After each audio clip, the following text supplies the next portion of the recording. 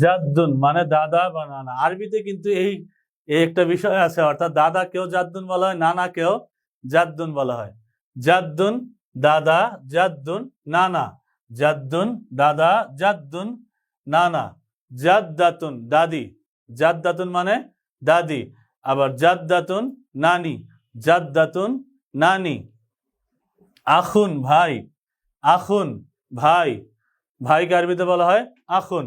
উখতুন বোন, উখতুন বোন, বোনকে যখন দেখবো তো বলো উখতুন বোন, ভাইকে দেখবো আখুন ভাই, আখুন ভাই।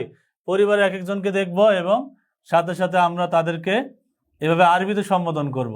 তো সম্বোধন করলে বিষয়টা আমাদের চর্চা হয়ে যাবে, খুব সহজে আমাদের আত্মস্থ করতে পারবো ইনশাআল্লাহ।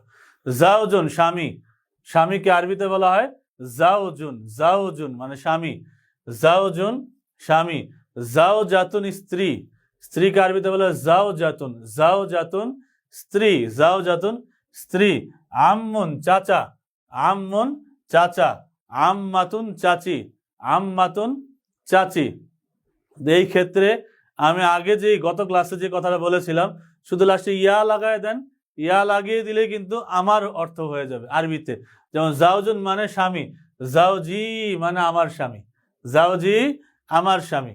জাওজাতুন মানে স্ত্রী, লাস্টে ইয়া লাগিয়ে দেন, জাওজাতি আমার স্ত্রী, জাওজাতি আমার স্ত্রী। আম্মুন চাচা, আম্মি আমার চাচা, আম্মি আমার চাচা। আম্মাতুন চাচি, আম্মাতি আমার চাচি, আম্মাতি আমার চাচি।